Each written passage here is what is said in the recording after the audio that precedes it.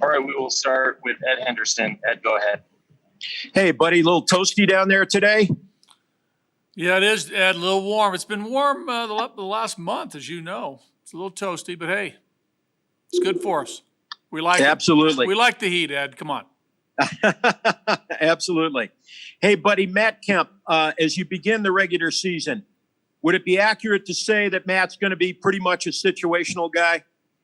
I don't know what you mean by situational, Ed, but he'll be a part of the team. Hopefully he can contribute in whatever role on a given night we put in front of Matty, whether it's a start, whether it's a pinch hit, whether it's a pinch hit and stay in the game.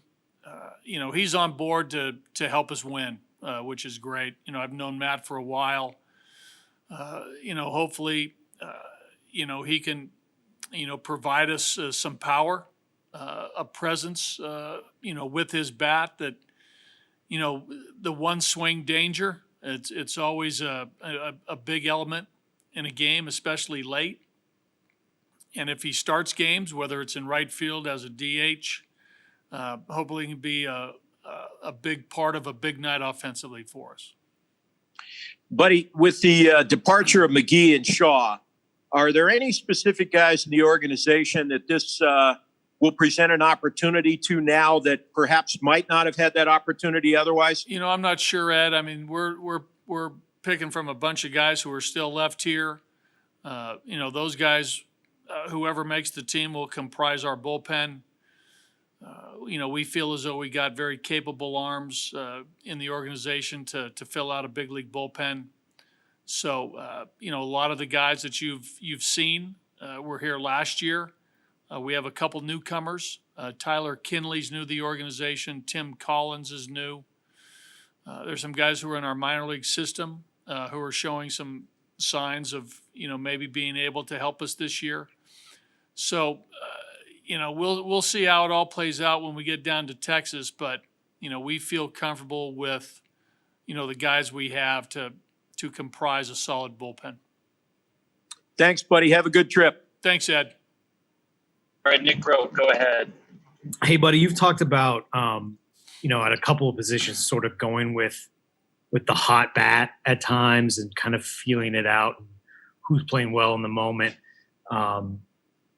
In a short season, a 60-game season, when one game is kind of like three, for a player like Brendan Rodgers, does your patience level change? Does your measurement for what it means to be sort of hot in the moment change? And do you have to be a little bit less patient in a season like this? He's an interesting case in that, we feel good that he's finally healthy. I think the arm was bothersome for Brendan over the last year. And I think a lot of us feel as though it affected his hitting. But now, he's totally healthy. He's had a spring training 1 and this spring training 2, which has been a very unique spring training when, basically we're playing inter-squad games. But I like the fact that he's young. He's got a career ahead of him. What I've noticed is a sense of maturity in the past year. Him getting to the big leagues last year, and albeit not a big sample size at all, a relatively small sample size, that I think he learned a lot about what it's going to take for him to be a long-time big leaguer. And I think that's shown up in his work ethic, our conversations with him, his weight room training, the conversations with the coaches. All of us have realized that there's been some maturity there, which is fantastic. I love that. So, we're hoping that he can be a Rocky for a long time and be a productive offensive and defensive player for us for many, many years. We'll see how this year plays out. Like I said, this is unique for all of us, every player, no matter who it is. And, to really try to identify patience or non-patience with any one player is maybe something that I don't know. I don't know the answer to that. Yeah, and I think I've asked you this before, but I mean, are you really going to have to come down because it's such an unusual situation this season that you just sort of have to work on instinct a lot and your experience? Well, I mean, we're gonna put a lineup out there every night that we think's gonna win. I mean, we've been in this game a long time as baseball men, and we'll watch games and we'll watch players, and we'll maneuver accordingly on a daily basis. I think there's a combination of using your instincts, using your head, using your gut, using your heart. All those things come into play. But using your head is usually the best thing to do. Cool. Thanks, buddy. All right, Thomas Harding, go ahead. Hey, buddy, kind of along those lines, is your best infield the one with McMahon at second and Murphy at first base, or maybe McMahon playing first base and someone else playing second? And who would be ahead in that particular scenario? Well, it depends on what you mean, how you define best. Okay. Whether it's all around, whether it's defense, whether it's offense, whether it's late inning offense. Depends on how you define it. I mean, we feel as though we have a good infield, Thomas. Whether Murph's at first and Max at second, Nolan at third, and Trev at short. We have some interchangeable parts that we feel good about, and you'll probably see that as the season unfolds. But probably our best offensive group is probably the group you've named. I named a couple of groups, but the one with Murphy at first base, or the one with McMahon at first DHing? I think you mentioned Mac at second and Murph at first. Yes. Okay. I wanted to check on that. Your bullpen, how many lefties do you intend on carrying? It looks like there's quite a bit of competition there, actually, the way Deal's thrown, and saw Collins last night too. What are you looking at ideally for left-handers out of the bullpen? Thomas, that's still under evaluation. Come Friday when we take the field, or probably whenever we have to announce the roster, we'll let the players know, and then and you'll probably be the next guy. We'll tell. Okay. Hey, right now, what's your rotation, or have you lined that up for the first go around? We have Kyle in the rotation. We have Marquez as a starter. John's a starter. Hoffman's a starter. Goudreau's a starter. Castellani's a starter. Gonzalez is a starter. Mujica is a starter. So that group are our starters, and we're gonna, we'll probably announce at some time relatively quick who's gonna, be our opening day starter next Friday, and then the other guys thereafter. But again, a lot of the starters that we have, Thomas, you've seen on the big league on our big league mound. So those are our starters. Okay. And let's see here. How, after last night, how did you feel that Charlie and David looked in the outfield? And have you checked in with them today to see how they're doing day They're after? doing great today. They're going to be back in there tonight. I think they're both going to lead off for their respective teams in this inter-squad game. I thought Charlie had some really good at-bats. He was, he squared up a heater in his first at-bat for a base hit. Fouled off some good Sensatella fastballs at the top of the zone, fought those off foul balls, and got a hanging breaking ball and hit a homer. I thought he swung the bat very well for the guy who's been out of action for a while, and defensively he felt fine. He played the 3 innings. David ended up playing 6 innings, I believe, in the field, so he felt fine. So physically, I think they're fine today. They'll be out there again. Both of these guys just need reps. I mean, David, he's had some reps, but his timing is a little bit off right now. So we got to, get that in order. I mean, David will be the first to tell you, and that just comes with playing and getting reps and getting in the cage and figuring some things out. And, Charlie just needs to build his stamina. I mean, that's the main thing with Chuck is, getting back on his feet, getting his baseball legs underneath him, getting that game condition, stamina to a point where he feels confident mentally and physically to play a big league game. Thanks, buddy. All right, Troy Rank, go ahead.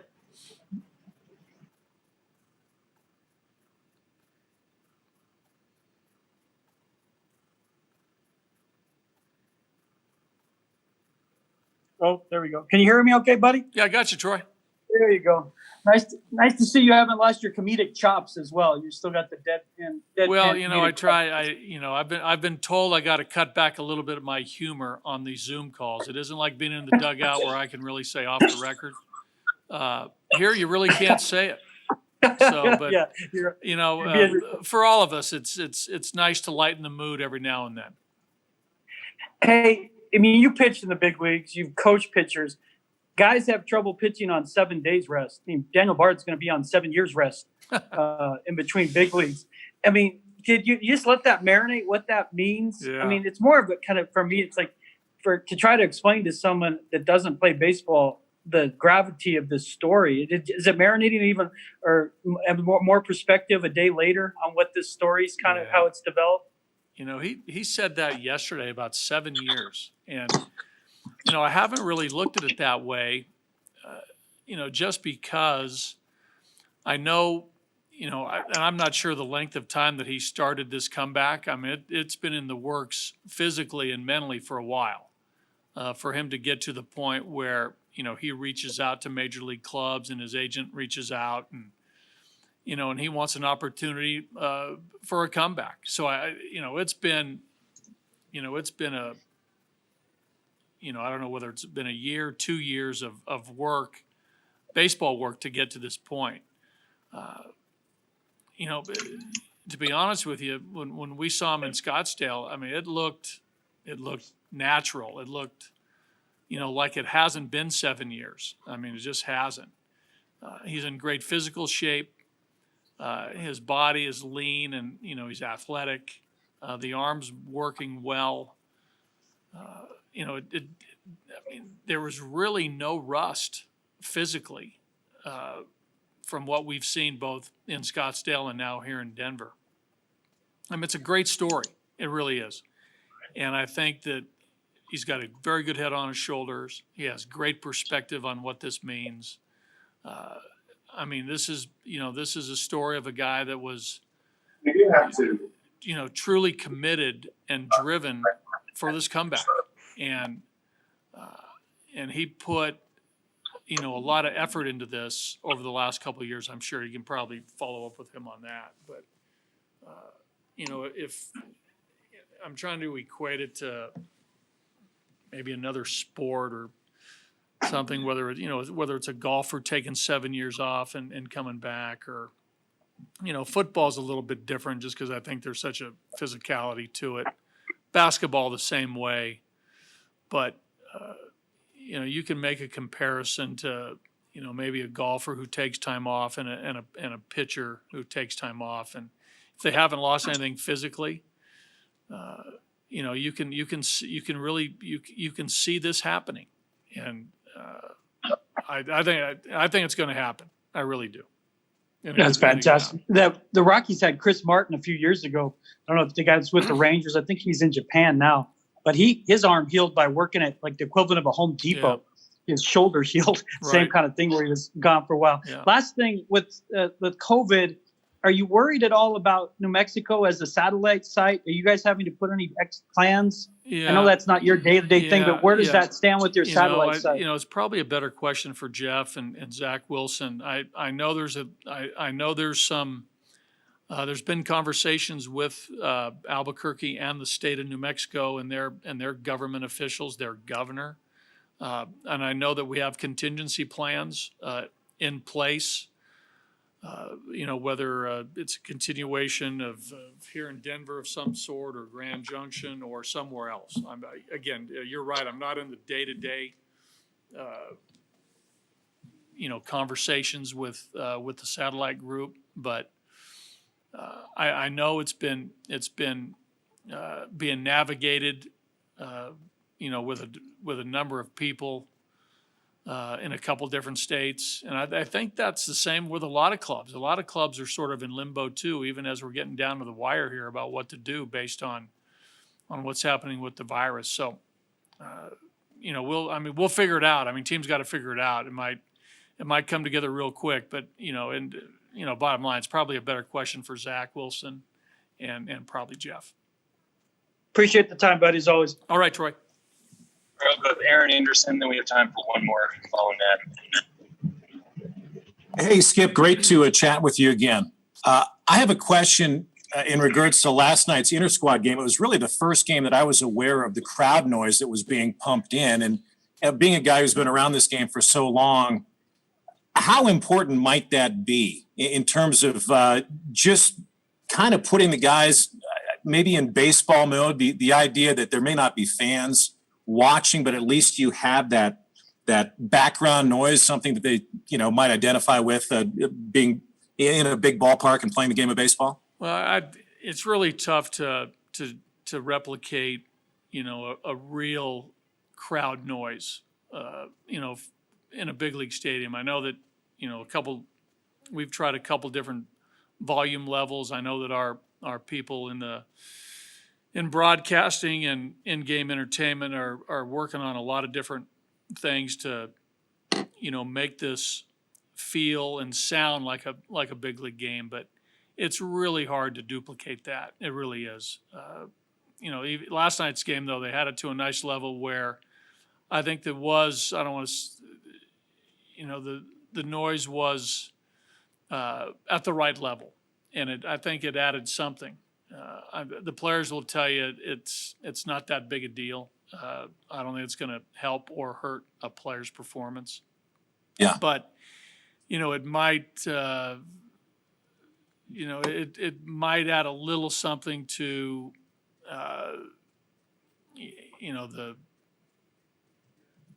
it's sort of like a child like a baby sleeps with white noise.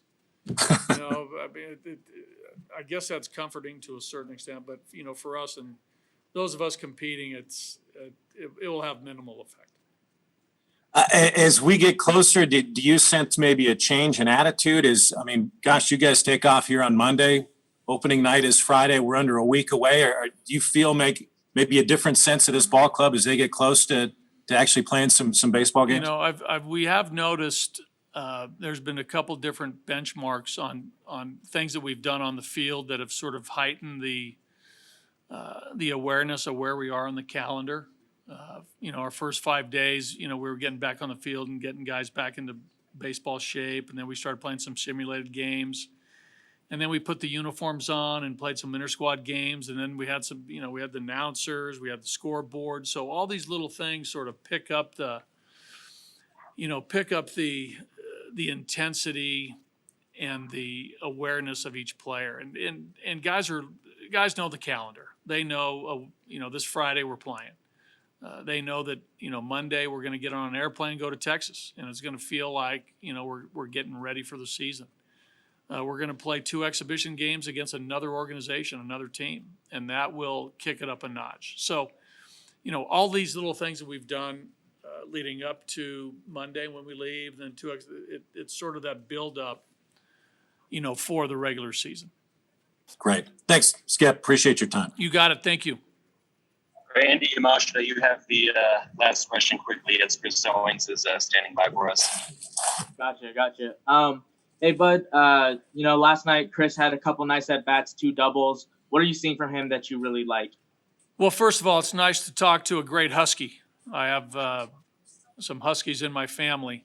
So I heard. Yeah. So anyway, I've always been sort of a Pac-12 guy. Even going back, I'm a Pac-8 guy. So okay. I got some great ties in the Pac-12 with family members, and also the Mountain West, where I'm very proud of that conference. Anyway, CO's done great.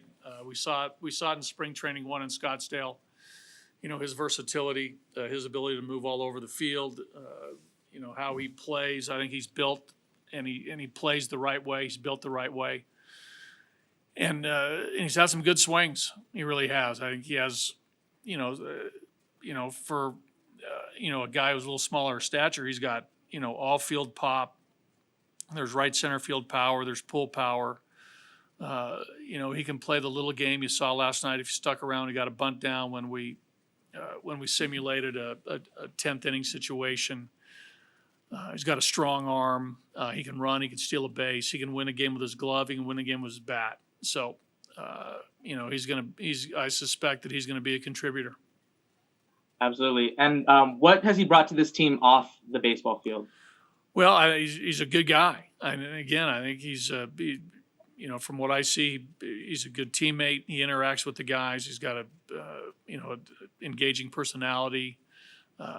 He does a lot of things around the clubhouse that are very positive, both on the field and off. So, I sense it's going to be a good fit for Chris and the Rockies. And last part of my question, but in this kind of COVID shortened season, how important is it to have that versatility to lean on, a guy who can play all over the place and do all kinds of different things? Well, it just adds to the strength of your ball club. It gives the manager and the coaching staff a lot of maneuverability throughout the course of the game. You don't lose anything on defense if you have to make a move. A lot of times, when you make moves or pinch hit or pinch run, you got to switch some guys out. A lot of times the bench players, are bench players for a reason. Either they can't play defense or they have a lighter bat. We feel as though our bench is going to be pretty versatile, where we can, do some things offensively with our bench, and also we don't miss anything when we have to insert a role player or a guy who's not starting the game back into the game, and we don't lose anything on defense. Awesome. Thanks. That's Okay, it for me. guys. Thanks.